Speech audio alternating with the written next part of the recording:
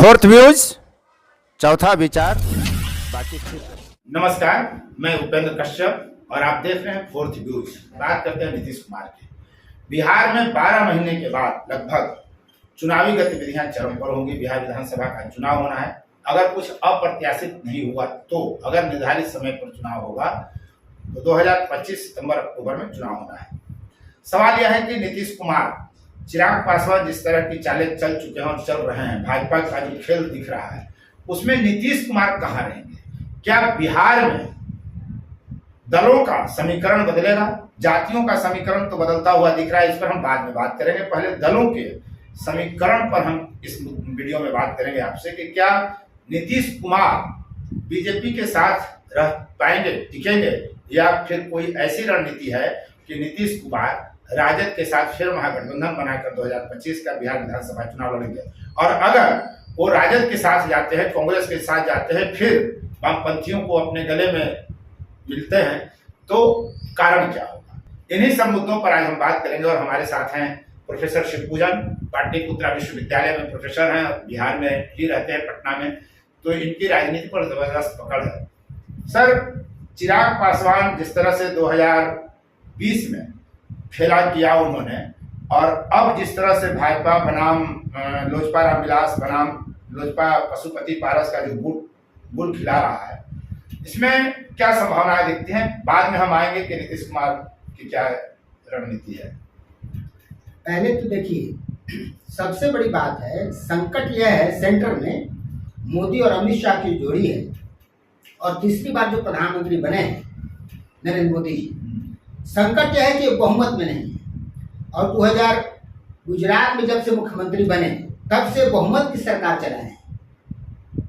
इनको आदत है बहुमत, गुजरात से लेकर के दिल्ली तक बहुमत की सरकार चलाए हैं और स्वयं निर्णय लेना इनकी आदत है। मतलब कहने का मतलब क्या, बैसाखी पर किसी से सलाह मशविरा नहीं, ये आदत है। करते करते वो आदत बन गई, स्टाइल ऑफ पॉलिटिक्स इनकी हो गई है कि आदत बन गई, किसी से पूछना क्या है, अब हम जो है बस बाकी को सपोर्ट करना है। तो ये जो आदत हो गई है वह 240 पर वो आदत चल नहीं पा रही। यही कारण है कि इनको सारे बिल वापस लेने पड़ रहे हैं, क्योंकि बिना सलाह मशविरा के विपक्ष अपने सहयोगियों के साथ बिना सलाह मशविरा के बिल ला दे रहे हैं, जो पहले होता था। और अब परिस्थिति बदल चुकी है। इनकी बैसाखियों को भी मालूम है कि मेरे बिना नरेंद्र मोदी प्रधानमंत्री नहीं है, चाहे नायडू हो, नीतीश हो या अन्य छोटे दल, चिराग पासवान जैसे लोग भी, जिनके 5 सांसद हैं, उनको भी लगता है कि मेरे सहयोगी में मोदी जी प्रधानमंत्री नहीं है। तो यह जो भावना आई है इनके सहयोगियों में, और इसको मैनेज करने के लिए कोई मैनेजमेंट नहीं है भाजपा के पास। यानी जब एनडीए की सरकार, अरुण जेटली जैसे लोग नहीं है, हाँ वो फ्लोर मैनेजमेंट करने वाले लोग इनके पास नहीं है, या इन्होंने बनाया नहीं, बनने नहीं दिया है। तो अब उसकी जरूरत है, और जब तक यह नहीं करेंगे इनको बराबर इस तरह के धक्के लगने लगे। इसका कारण है कि ये नायडू हो, नीतीश हो, ये सब मंजे खिलाड़ी, राजनीतिक मंजे खिलाड़ी ये भी है, नौसिखिया नहीं, इनको आप सिखा नहीं सकते हैं पॉलिटिक्स। नीतीश नायडू को आप इनको मालूम है कि कहाँ नस दबानी है और कहाँ खुद दब जाना है, इनको यह मालूम है। यही कारण है, और खास करके मोदी और नीतीश कुमार की राजनीति का स्टाइल लगभग बराबर है, लगभग दोनों। ये अपने विरोधियों को कहीं बख्शते नहीं है, चाहे मोदी हो चाहे नीतीश हो। आप इतिहास देख लीजिएगा, मोदी विरोधियों को कभी बख्शते नहीं है। और नीतीश कुमार के बारे में कहा जाता है कि जिनके पैर छुए हैं उनका पैर इन्होंने खींचा है और मोदी का पैर इन्होंने छुआ, आप समझ लीजिए।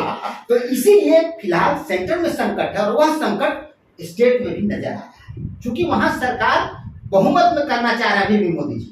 वो चाहते हैं कि हम 62 पार कर जाएं, 60 पर आ जाए, 65 पर आ जाए, तो ये सरकार 5 साल चलेगी।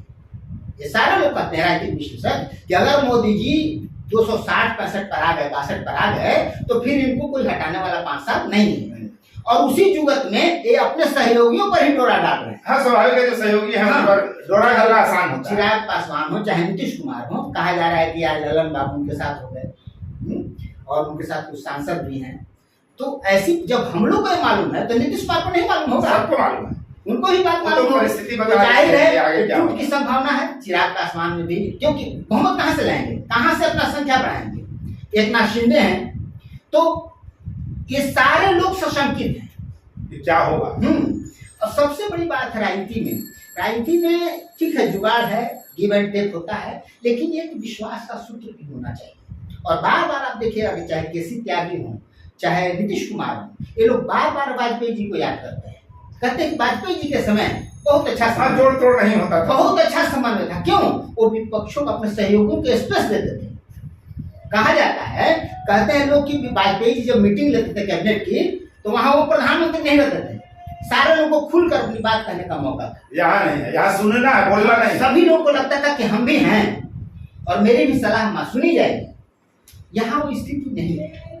तो इसीलिए मोदी जी के साथ ये लोग सहज नहीं, उनके जो सहयोगी हैं वो सहज नहीं है, वो बिल्कुल पैतरेबाजी है। दोनों अपने अपने पैतरे पर है, जब जिसको जो मौका मिलेगा पटक नहीं देगा। तो नीतीश कुमार की राजनीति पर हम लोग चर्चा कर रहे थे। तो नीतीश के सामने ऐसी कौन सी परिस्थिति बन जाएगी या बनती हुई दिख रही है कि वो राजग छोड़ के फिर महागठबंधन की तरफ जाएंगे? हाँ, इसका कारण है नरेंद्र मोदी जी और अमित शाह अभी भी चाहते हैं कि बिहार विधानसभा चुनाव में नीतीश कुमार हाशिए पर चले जाएं और हम भाजपा और राजद में सीधी टक्कर। नीतीश कुमार को बीच में बर्दाश्त नहीं है और इसके चलते इसका संकेत भी मिल रहा है। जैसे पिछली बार चुनाव में चिराग मॉडल हुआ, जिसके चलते इनकी संख्या काफी कम हो गई, 40 पे आ गई। फिर प्रशांत किशोर मॉडल होने जा रहा है। चिराग मॉडल का ही दूसरा रूप है प्रशांत किशोर मॉडल, ये आप जान लीजिए। मतलब प्रशांत किशोर भाजपा का वोट बढ़ाएंगे, राजद महागठबंधन उनके लिए काम कर रहे हैं। प्रशांत किशोर ने एक इंटरव्यू में कहा भी है कि नीतीश कुमार बिहार विधानसभा चुनाव में 20 सीट से ज्यादा नहीं ला पाएंगे। ये क्या संकेत देता है? पिछली बार भी वो कहे थे लोकसभा में भी कि नीतीश कुमार समाप्त हो जाएंगे, लेकिन ऐसा हुआ नहीं। लेकिन तो अभी भी नहीं होगा, वो कह रहे हैं। उनकी मंशा क्या है? सवाल है ऐसा क्यों बोला जाता है? ये देखिए, तो अपना स्पेस बनाना तो हर कोई चाहेगा। जिस प्रशांत किशोर के अभी कोई राजनीतिक औकात नहीं है, वो ऐसा वक्तव्य देता है। क्यों देता है?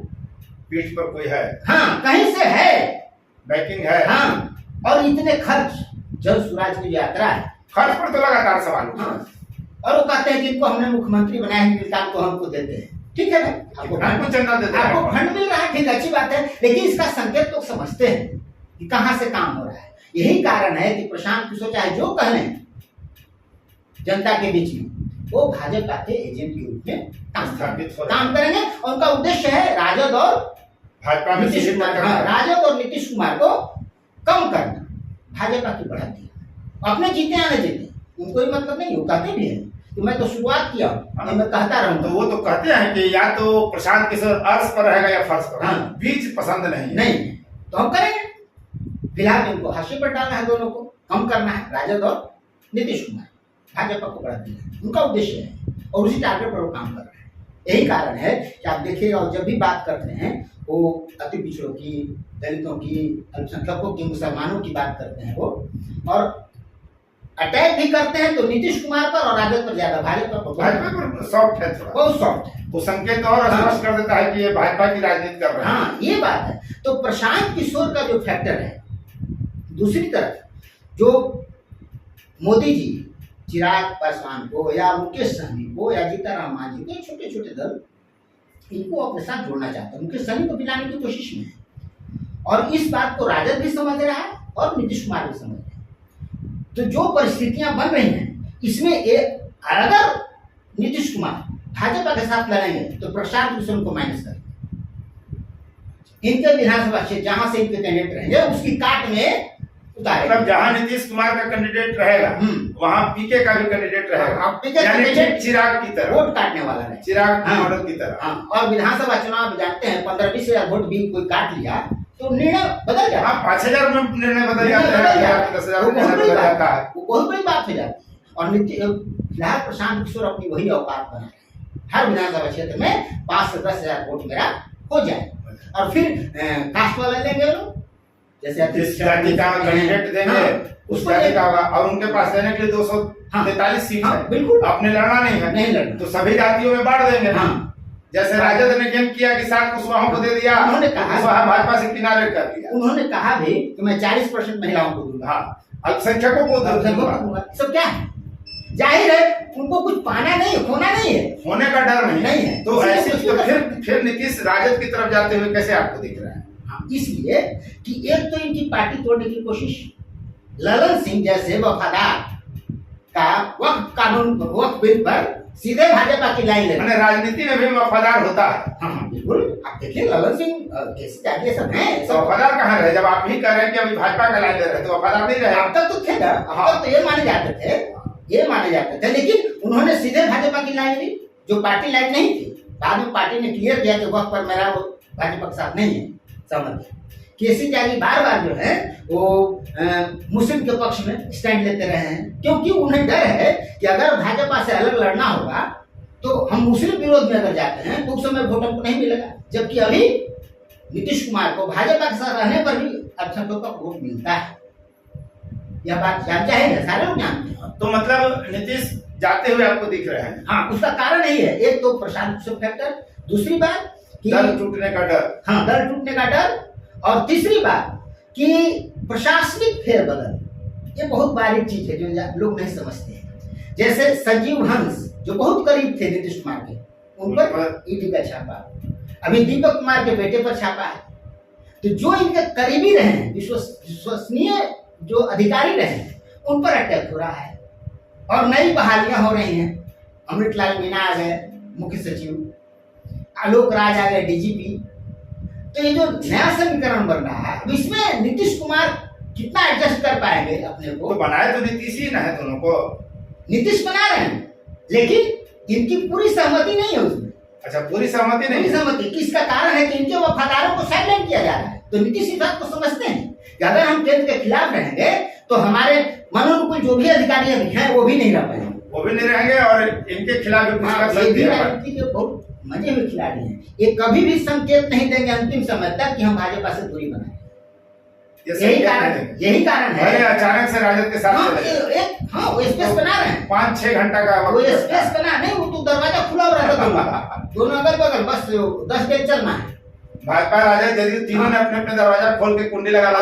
नीतीश कुमार के लिए यार राजद के साथ मिलना, बस 10 दिन निकल के चल देना, कुछ करना नहीं है। हाँ, लोग कहने वाले कहते हैं कि नीतीश कुमार और लालू की बात हर रोज होती है, ऐसा कोई नहीं है जो दोनों बात न करते।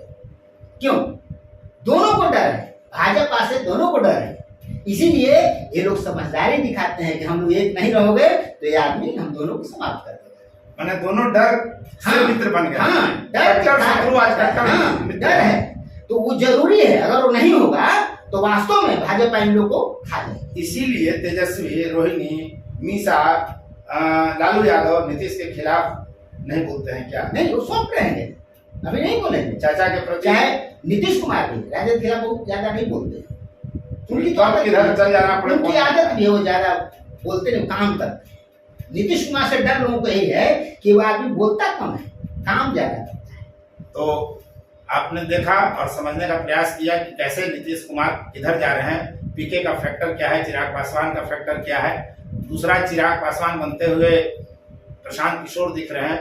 और आने वाले वक्त में बिहार विधानसभा चुनाव से ठीक पहले अगर गलबहियां कहीं और हो जाए तो हैरान मत होइएगा। फोर्थ न्यूज आपको अभी संकेत दे रहा है कि नीतीश कुमार उधर भी जा सकते हैं, जो कट्टर शत्रु भाजपा के डर से रोज बात करते हैं, मित्रवत संबंध बनाए रखे हुए हैं। बस शिवपूजन के शब्दों में अगर कहें तो पाला बदलना मतलब 10 कदम पैदल निकल के घर से चल देना।